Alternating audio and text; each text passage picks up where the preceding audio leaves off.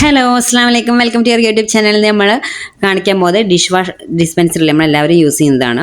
അതിനെക്കുറിച്ചുള്ള വീഡിയോ ആണ് കേട്ടോ. അപ്പോൾ നമ്മൾ വീഡിയോക്ക് പോകുന്നതിന് നമ്മുടെ ചാനൽ ആദ്യമായിട്ട് കാണുന്ന ആരെങ്കിലും ഉണ്ടെങ്കിൽ ഒന്ന് സബ്സ്ക്രൈബ് ചെയ്യുക, തൊട്ടടുത്തുള്ള ബെല്ലൈക്കൺ ഒന്ന് ക്ലിക്ക് ചെയ്യട്ടെ, എന്നാൽ മാത്രമേ ഞാൻ ഇടുന്ന പുതിയ വീഡിയോസ് നോട്ടിഫിക്കേഷൻ നിങ്ങൾക്ക് കിട്ടുള്ളൂ കേട്ടോ. അതുപോലെ തന്നെ എല്ലാവരും സ്കിപ്പ് ചെയ്യാതെ ഒന്ന് കാണാൻ വേണ്ടി ശ്രമിക്കുക. ഇനി നമുക്ക് വീഡിയോക്ക് പോകാം കേട്ടോ. ഈ ഒരു ഐറ്റം പറഞ്ഞപ്പോൾ എല്ലാവരും കിച്ചണിലുള്ളതാണല്ലേ, അപ്പോൾ എല്ലാവരും യൂസ് ചെയ്യുന്നതാണ്. അപ്പോൾ ഈ ഒരു ബോക്സ് നമ്മൾ ലിക്വിഡ് ഒഴിച്ച് വെക്കും, പാത്രങ്ങളൊക്കെ കഴുകും, ക്ലീൻ ആക്കും.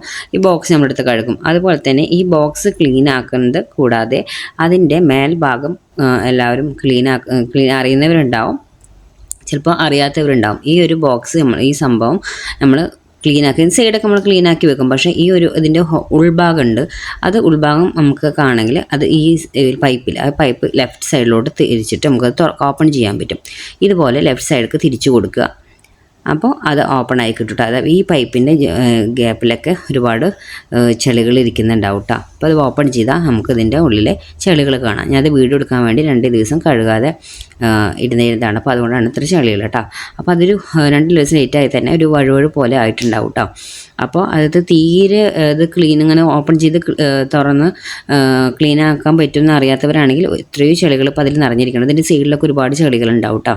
അപ്പോൾ ഇതുപോലത്തെ ബ്രഷാണ് നമുക്ക് വേണ്ടത്. ബ്രഷാണ് ഇതിന് ഏറ്റവും നല്ലത് കേട്ടോ. അതിൻ്റെ കോർണർക്കൊക്കെ തട്ടാനും അതിൻ്റെ ഹോളൊക്കെ ക്ലീൻ ആക്കാനൊക്കെ ഏറ്റവും നല്ലത് നമുക്ക് ബ്രഷാണ്. അപ്പോൾ ബ്രഷാണ് എടുക്കേണ്ടത്.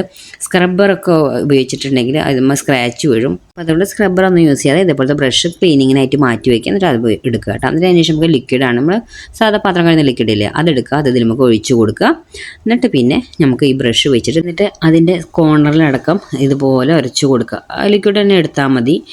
ഈ ബ്രഷ് എടുത്താലാണ് ഇതിൻ്റെ കോർണറിലും അതിൻ്റെ ആ ഹോളിൻ്റെ ഉള്ളിലൊക്കെ നമുക്ക് കറക്റ്റ് പറ്റുള്ളൂ. നമുക്ക് സ്ക്രബ്ബറോ സ്പോഞ്ചോ ഒന്നും വെച്ചിട്ട് ഇത്രയും ക്ലീൻ ആവില്ല. ഇതൊരു വഴുവഴു പോലെ ആയിട്ടുണ്ടാവും ചെളി ഇടുന്നിട്ട്. അപ്പോൾ അതത്ര നല്ലതൊന്നല്ല. നമ്മൾ അറിയാത്തവരുണ്ടെങ്കിൽ, അറിയുന്നവർ പിന്നെ അതങ്ങനെ എടുത്ത് ക്ലീൻ ചെയ്യുമല്ലോ. അറിയാത്തവരുണ്ടെങ്കിൽ അവരിതുപോലെ ചെയ്യണം കേട്ടോ. അത് നമ്മൾ കഴിക്കുന്ന പ്ലേറ്റും കാര്യങ്ങളൊക്കെ വാഷ് ചെയ്യുന്നതല്ലേ, അപ്പോൾ അത് അത്രയും നല്ലതല്ല. അപ്പോൾ ഇതുപോലെ എടുത്തിട്ട് ഈ ബ്രഷ് ആണെങ്കിൽ എല്ലാ കോർണറിലേക്കും എത്തും. ഹോളിൻ്റെ ഉള്ളിലേക്കാണെങ്കിലും എല്ലാം സൈഡിലൊക്കെ ഒരുപാട് ചെളികളുണ്ടാവും കേട്ടോ. ഇത് കറക്റ്റ് നമ്മൾ ഫുഡൊക്കെ കഴിച്ച് രാത്രി എല്ലാം നമ്മൾ ക്ലീനിങ് ഒക്കെ കഴിഞ്ഞതിന് ശേഷം രാത്രി കഴുകി വെച്ചിട്ടുണ്ടെങ്കിൽ അത്രയും നല്ലതാണ് കേട്ടോ. ഇപ്പോൾ സ്പോഞ്ച് ആണെങ്കിൽ പോലും ഈ സ്പോഞ്ച് സ്ക്രബൊക്കെ ഉപയോഗിക്കുമ്പോൾ എപ്പോഴും ശ്രദ്ധിക്കണം. ഇത് ആ പൈപ്പ് ഞാൻ റിമൂവ് ചെയ്തിട്ടുണ്ട്. ആ പൈപ്പിൻ്റെ ഗ്യാപ്പിലൊക്കെ ഉണ്ടാകും ചെളികളിരിക്കുന്നത്. അപ്പോൾ നമ്മൾ തീരെ ഇത് ഊരി വാഷ് ചെയ്യാതിരുന്ന ഒരുപാട് ചെളികൾ അപ്പം പറ്റിപ്പിടിച്ചിരിക്കും കേട്ടോ. പിന്നെ ചിലവർക്ക് കുറച്ച് ഒക്കെ വാഷ് ചെയ്യാൻ പാത്രങ്ങളൊക്കെ ഉണ്ടാവുള്ളൂ, ചിലർക്ക് ഒരുപാട് ഉണ്ടാവും. അപ്പോൾ ഒരുപാട് ചെളികൾ പറ്റിപ്പിടിച്ചിരിക്കും. അപ്പോൾ അതിൻ്റെ സൈഡൊക്കെ ഞാൻ ഉരച്ച് കൊടുക്കുന്നത്. ബ്രഷ് നമ്മൾ ക്ലീൻ ചെയ്യാനായിട്ടൊരു ബ്രഷ് മാറ്റി വയ്ക്കുക. എന്നിട്ട് ഇതുപോലെ നമുക്ക് ദിവസം പണികളൊക്കെ കഴിഞ്ഞതിന് ശേഷം രാത്രി നമുക്ക് ഇതുപോലെ ക്ലീൻ ചെയ്ത് കൊടുക്കാം കേട്ടോ. അപ്പോൾ ഞാൻ അതെല്ലാം ഉരച്ച് എല്ലാം ക്ലീൻ ആക്കുന്നുണ്ട് കേട്ടോ. എല്ലാം അരച്ച് ക്ലീൻ ആക്കിയിട്ട് നമുക്കത് കഴുകിയെടുക്കാം കേട്ടോ.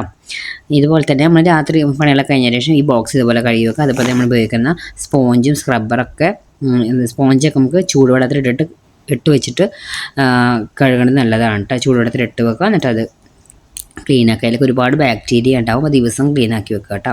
സ്ക്രബ്ബർ എടുക്കുമ്പോൾ ക്വാളിറ്റി ഉള്ള എടുക്കാൻ നിൽക്കുക, അല്ലെങ്കിൽ അല്ലാത്തതാണെങ്കിൽ അത് പൊട്ടി നമ്മൾ പാത്രം കഴുകുമ്പോൾ പരിപ്പ പോലത്തെ കഴുകണേ അതിലിരുന്ന് ഫുഡിലേക്കൊക്കെ ആവാൻ ചാൻസ് ഉണ്ട്. അപ്പോൾ നല്ല ക്വാളിറ്റിയിൽ എടുക്കുക. ഇപ്പോൾ ഞാനിത് ഈ ബോക്സ് ഫിറ്റ് ചെയ്യുകയാണ്. ആ ബോക്സിൻ്റെ ഉള്ളിലേക്ക് ആ പൈപ്പ് ഇറക്കി വെച്ച് ഇതുപോലെ അടയ്ക്കുക. എന്നിട്ട് റൈറ്റ് സൈഡിലേക്ക് ആകുമ്പോൾ അത് ടൈറ്റ് ആക്കാനും ലെഫ്റ്റ് സൈഡിലേക്ക് ആണെങ്കിൽ അത് ഓപ്പൺ ചെയ്യാനായിട്ടാണ് തിരിക്കേണ്ടത്. അപ്പോൾ ഞാനെല്ലാം ടൈറ്റാക്കി എടുത്തിട്ടുണ്ട് കേട്ടോ. ഇത്രയേ ഉള്ളൂ, ക്ലീനാക്കി ഈസിയാണ് കേട്ടോ.